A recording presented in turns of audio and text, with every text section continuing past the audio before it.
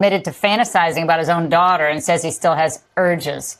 It's all part of this elderly parole program. And board members defended their decision, saying they make evidence-based determinations about public safety. Here to weigh in, Dr. Drew, host of Ask Dr. Drew, Chief Patient Officer at the Wellness Company. Dr. Drew, if an offender says, I still have urges, what does that mean to you as a doctor? That means to me that person is still dangerous. And it is not as though 50 is the threshold for this elderly prisoner release parole consideration.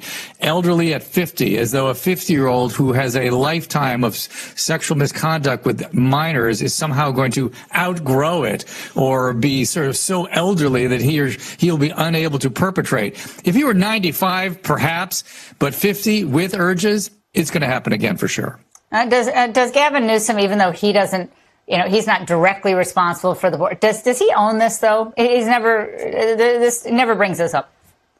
No, he never brings this up. But I'm of the opinion if they replaced all 5 parole board members, you would still end up with the same problem, because in this state, it's the laws, it's the leaders that represent and don't lead, it's the activists, it's the courts. They create the circumstance of the legal structure that has us leaving people dying of mental illness on the street and releasing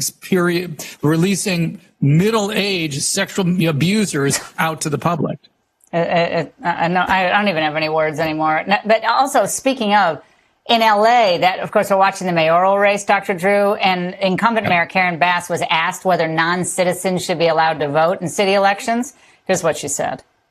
I think we need to explore it. I have a little familiarity of what happens in other cities. Some cities will allow people to vote in like city council and school board elections because they pay local taxes, but they are not necessarily undocumented. They might be here completely legally, but have not finished the citizenship process. So we'll wait and see. No, we'll wait and see, Dr. Drew. Yeah, it is this sort of weird gray zone they get into. You're either a citizen or you're not. You're a meth addict or you're not. She thinks we should be treating meth addiction by providing them with teeth and 4 walls. My goodness, I ran a drug treatment center for 25 years.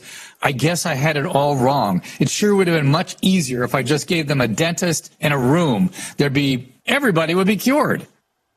But it does look like the expanding the voter base with illegal aliens and others who maybe are just temporary residents of the state. I mean, you don't know where this is going to go, but you can see she's panicking. She's panicking because the voters are slowly but surely onto this scheme that the Democrats has perpetrated on this wonderful state.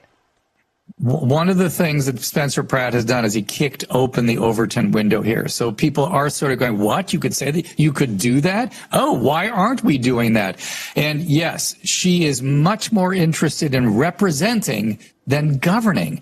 The city can fall apart, not an issue, so long as I've represented the right people the way I feel they should be represented.